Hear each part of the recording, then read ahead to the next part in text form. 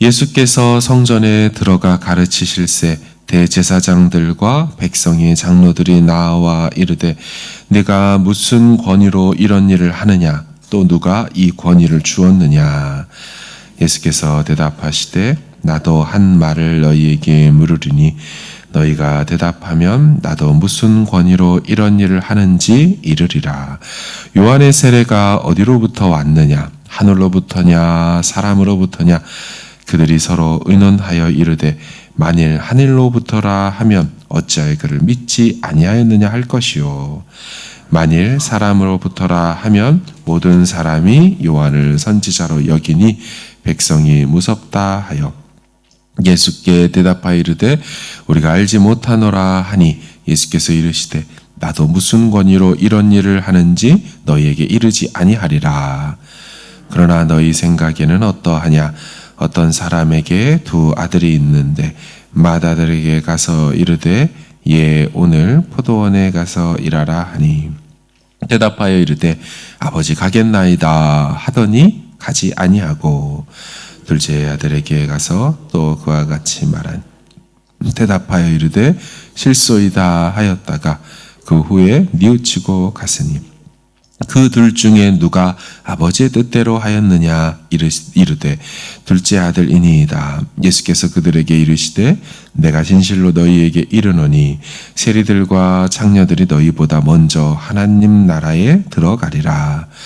요한이 의의 도로 너희에게 왔거늘 너희는 그를 믿지 아니하였으되 세리와 창녀는 믿었으며 너희는 이것을 보고도 끝내 뉘우쳐 믿지 아니하였도다. 아멘. 마태복음 21장을 보시면 예수께서 예루살렘으로 들어가십니다.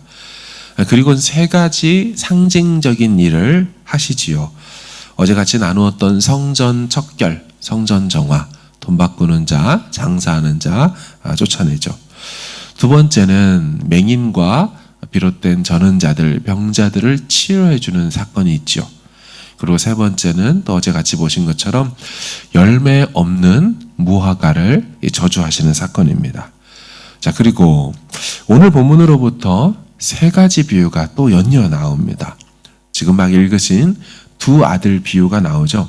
이제 가겠다고 하고 안 가고 또 하나들은 안 가겠다고 해놓고 결국에 가는 그게 한번 나오고 두 번째 이제 비유는 포도원 종들 비유입니다. 이 포도원을 빌려주고 추수 때 포도 열매를 받으러 가자. 우리 이번 주 주일 본문이죠. 이었죠. 보낸 종을 죽이고 또 보내면 죽이고 아들 보내자 이제 그 아들도 죽인 이야기. 마태복음은 다 이제 죽이거든요. 누가복음과 조금 다르지만 이 얘기가 있고 세 번째 이제 비유는 혼인잔치 비유입니다. 임금이 혼인잔치를 열어서 사람들을 오라고 청하지만 오지 않습니다. 그 오라고 보낸 종들을 또 죽이죠. 결국 임금이 사거리로 나가서 아무나 청하게 하지만 결국 또 예복을 입지 않은 사람들이 왔다라는 내용이 이제 세 번째 비유로 연이어 나옵니다. 잘 보시면 앞에는 세 가지의 상징적인 사건이 있고 뒤에는 세 가지의 비유 이야기들이 있습니다.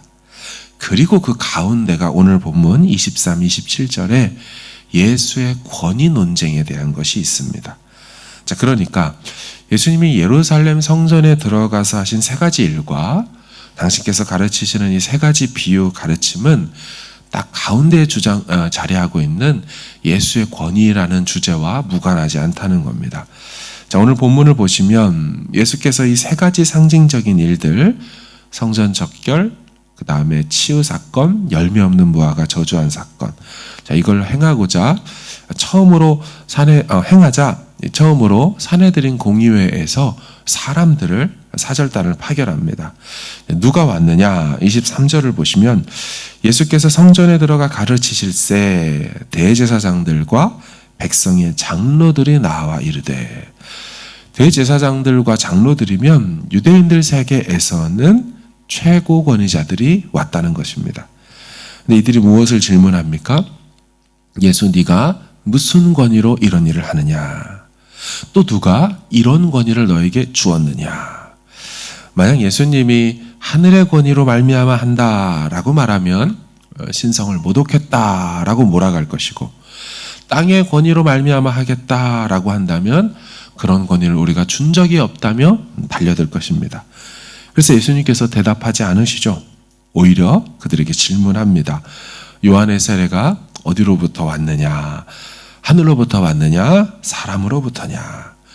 이것은 예수께서 오히려 그들에게 덫을 놓는 거죠. 당시 랍비식 질문법입니다. 질문을 주면 다시 질문으로 받아치는 것이죠. 만약 그들이 요한의 세례가 하늘로부터라고 한다면 왜 그를 안 믿었느냐라고 책망을 받겠죠. 또한 사람으로부터 왔다라고 한다면 모든 사람들이 세례 요한을 선지자로 여기니 왜 또 안 믿었느냐라며 이들도 당할 것입니다. 이들도 의논하고 결국 답을 하지 않기로 하죠. 예수님도 나도 무슨 권위로 너희에게 이런 일을 하는지 알려주지 않겠다라고 거절하십니다. 여러분, 이들이 과연 진짜 예수님의 권위의 출처에 대해서 관심이 있었을까요? 아닙니다. 그들은 대제사장들과 장로들이죠. 그들 스스로가 최고의 권위를 갖고 있다고 생각했습니다.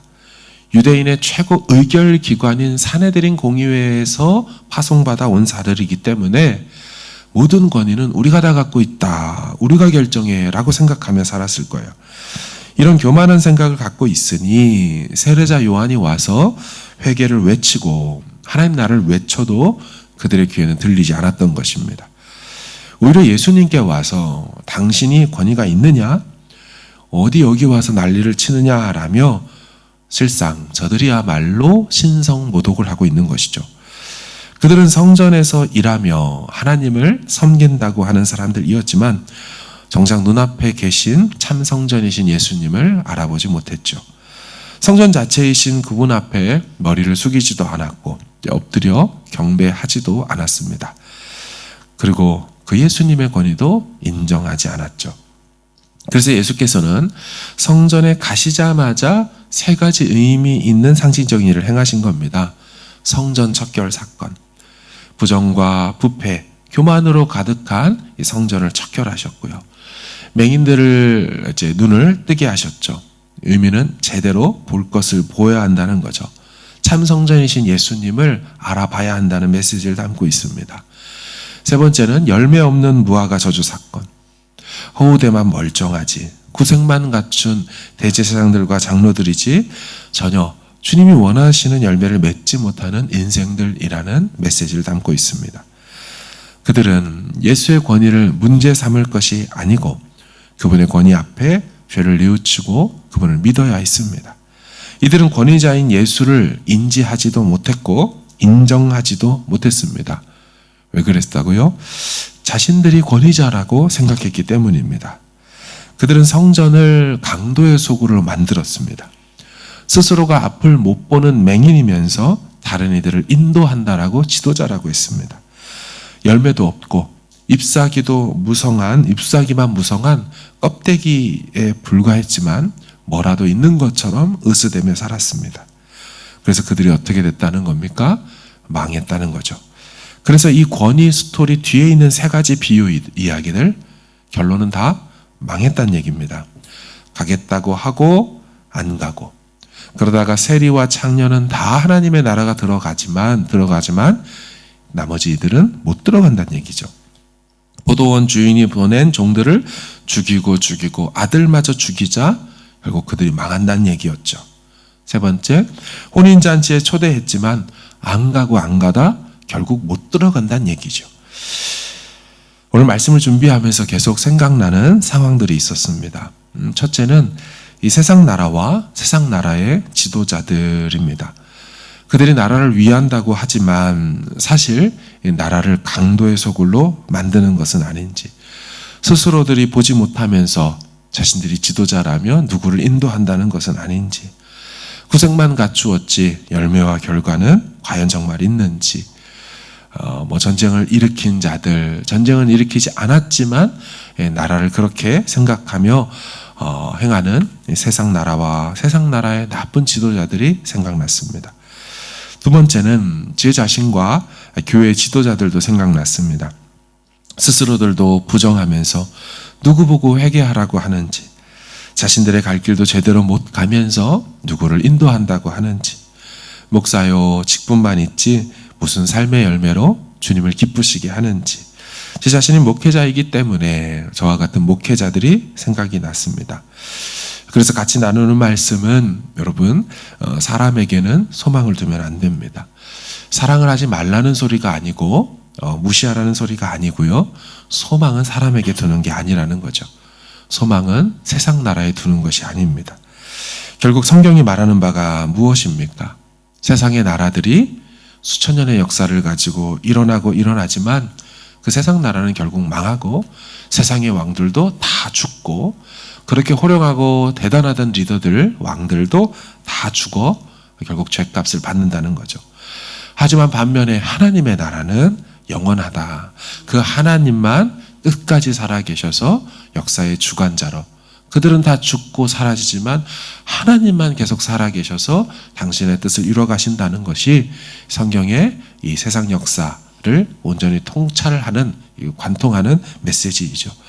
우리나라만 보더라도 조선 왕조 아무리 대단했지만 결국 500년을 넘기지 못하고 그 세상 나라 망했습니다.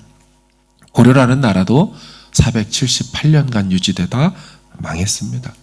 고구려와 백제도 600여 년이었고 길게 갔다는 신라도 900여 년 가다 결국 역사 속에 사라졌죠. 사랑하는 여러분, 세상 나라는 결국 망합니다. 하지만 하나님의 나라만 영원한 줄로 믿습니다.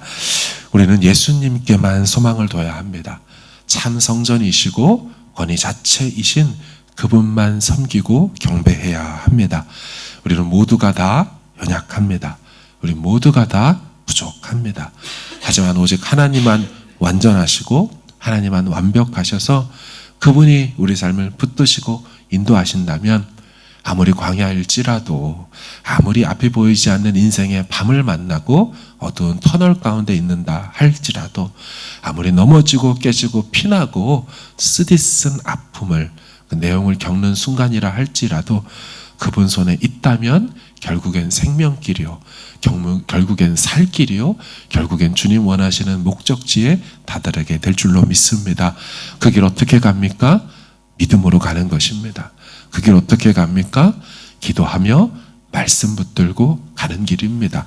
사탄은 가지 못하도록, 길을 잃도록, 포기하거나 주저앉도록, 다른 데 보도록 우리의 마음을 흔들 것입니다. 살짝 흔들릴 수는 있지만 넘어지거나 자빠져 주저앉지는 마십시오. 잠시 쉬어갈 수 있지만 완전히 거기에 텐트 치고 눌러 앉으면 안 됩니다. 계속해서 일어나시고 주님 손 붙들고 오늘도 그 믿음의 큰 걸음 한 걸음을 내디딜 수 있는 저와 여러분 되어지기를 간절히 주님의 이름으로 축원합니다. 나의 소망 되신 주, 주를 바라봅니다.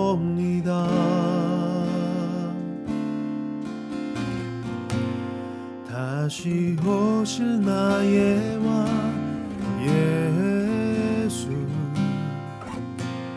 주를 기다립니다.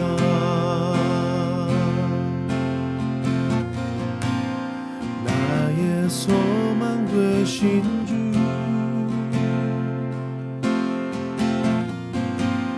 주를 바라봅니다.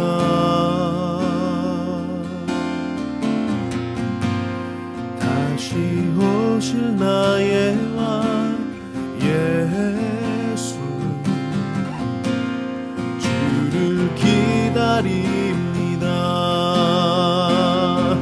밤이나 낮이나 어제나 오늘도 영원히 주만 찬양해.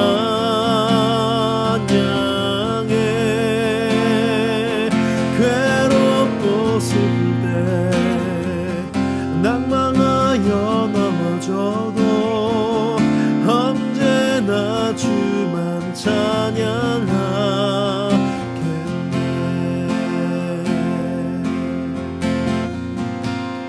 나의 소망 되신 주,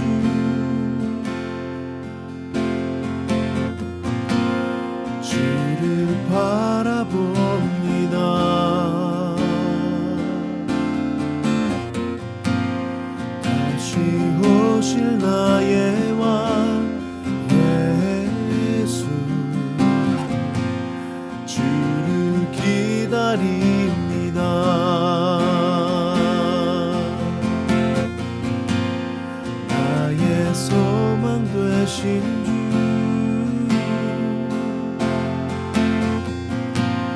주 주를 바라봅니다.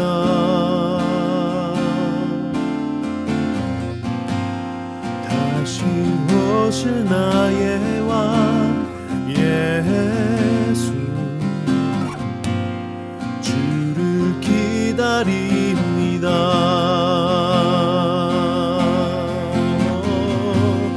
주를 기다립니다. 밤이나 낮이나 어제나 오늘도 영원히 주만 찬양해.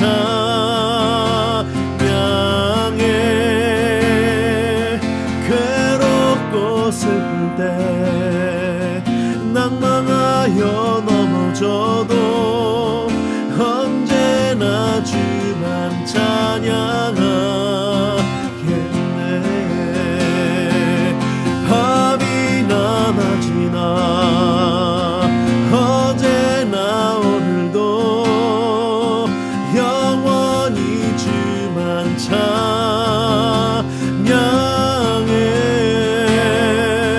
괴롭고 슬플 때 낭망하여 넘어져도 언제나 주만 찬양하겠네. 밤이나 낮이나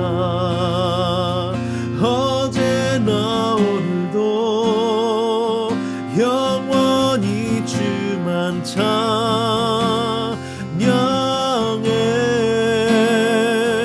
괴롭고 슬플 때 낭망하여 넘어져도 언제나 주만 찬양하겠네.